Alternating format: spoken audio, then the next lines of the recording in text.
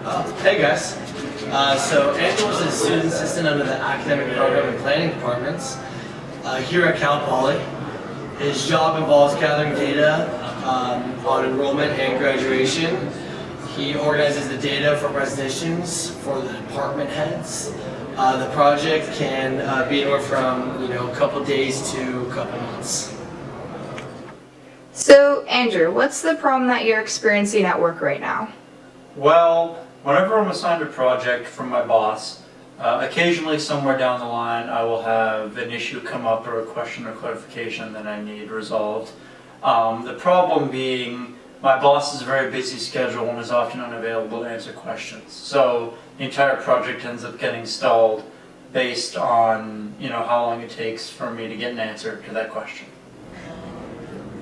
He is running into an issue at work. When he has a question about his project or scope of work, he only has one person to ask, his boss. The issue with this is that his boss is in meetings all day. He can email her, but due to her busy schedule, she usually answers at the end of the day. He ends up waiting for hours and is unable to continue his work. This issue involves the organizational behavior concepts, communication, and decision-making. The most basic functions of communication in an organization are to inform, persuade, and motivate. The idea of informing within an organization is to provide data and information so that employees can effectively complete their job. Information ensures that an employee is aware of the rules and procedures of an organization. It also eliminates job uncertainty for workers when they are fully informed. There are three types of ways information can travel in a company. Downward moving communication is information that moves from superiors to subordinates and usually consists of directives or updates. Upward moving communication is information that moves from subordinates to superiors and usually consists of feedback or reports. Horizontal moving communication is information that flows from worker to worker or manager to manager, peer-to-peer, and consists of reports or data.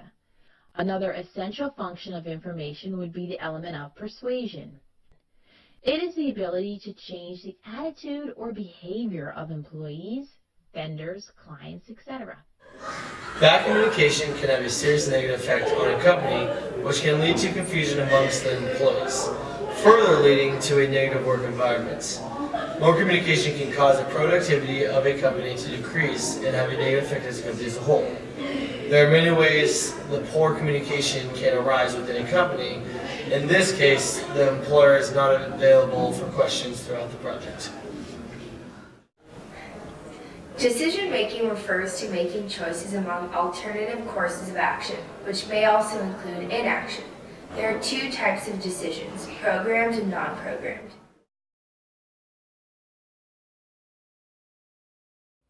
Effective decision makers are needed in every organization. How an individual makes decisions, however, differs from person to person. Some people take their time to make decisions, while others make quick decisions. Some people follow a particular strategy, while others go with their intuition. You can think of making a decision in terms of three stages of decision making. Number 1, intelligence stage. You identify the problem or opportunity and determine the constraints. Number 2, design stage. You develop alternative solutions and evaluate their feasibility. Number 3, choice stage. You decide on a course of action. Program decisions are straightforward decisions that occur frequently enough that we develop an automated response to them. This would include Andrew making decisions on how to organize the data and what kind of graphs to use to visualize the data. So, what are some examples of program decisions that you're able to make every day on your own? Well, we deal with a large volume of data, so an easy example would be like which types of data to use and how we want to measure that data and evaluate it. Some data is unimportant and doesn't tell us what we need to know, and some data is very critical, and I develop the ability to kind of determine what that is on my own. Non-program decisions are unique and important decisions that require conscious thinking, information gathering, and careful consideration of alternatives. These are the decisions that Andrew needs to ask his boss. Gotcha. And what are some examples of non-program decisions that you have to talk to your boss about? In my office, sometimes I've had issues that involve two of the majors at Cal Poly that have merged, and so we have to deal with how we want to treat their data and what to do if there's missing or incomplete data. What we are working on is an operational decision. An operational decision is something that impacts the day-to-day activities of the employees in the company. The solutions could be meeting during Andrew's shift, text messaging each other, or having a third person involved. We will figure out the best solution by making a decision under the organizational behavior model using the decision rule.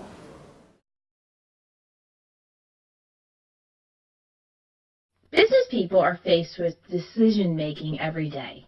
Intuitive and rational decision making are the two ways that an individual can approach problem solving. Some people are very aware of feelings or instincts and use them as guides to decision making. These types of feelings are instinctive and rely on intuition and not facts. In fact, intuition is the ability to have a grasp on a situation or information without the need for reasoning. In business, people use this type of decision making when facts are unavailable or when decisions are difficult in nature. The second opposing type of decision making is called rational decision making, which is when individuals use analysis, facts, and a step-by-step process to come to a decision. Rational decision making is a precise, analytical process that companies use to come up with a fact-based decision. Number 1, define the problem. Number 2, identify the decision criteria. Number 3, allocate weights to the criteria. Number 4, develop the alternatives. Number 5, evaluate the alternatives. And number 6, select the best alternative. The decision on which solution to take on is an operational decision because this will impact Andrew's daily workflow. The solution will change the way he works with his coworkers and boss on each of his shifts throughout the week. We decided to go with the solution of involving a third person into the project. This way, Andrew can get help quickly and his boss can continue with her busy schedule without adding in time to answer texts or meet in person. So, with the solution where we have a third person involved, what would be the benefits of that solution? Definitely the main benefit would be I wouldn't be held up waiting for a response on my questions, because usually when a question comes up that I can't solve myself, it holds up the entire project I'm working on. And if I don't have anything else in my schedule for the day, then not only am I sitting there idle, but the project that might be of critical importance isn't getting done.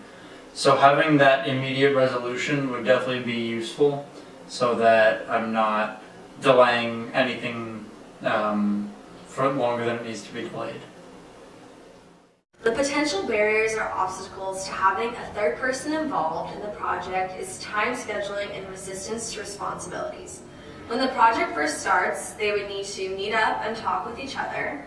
The third person may feel reluctant to take on extra responsibilities. They may feel the need to focus their time on their own projects instead of helping Andrew with his questions regarding the project. One risk is that Andrew may become more dependent on the third person involved, that his boss would not be as involved as she needs to be. This may lead to mistakes or changes in the project that are done. It may not be done the way his boss would have wanted it initially. We would communicate our findings by holding a quick meeting with Mary and sending out an email about the changes to everyone in the office impacted.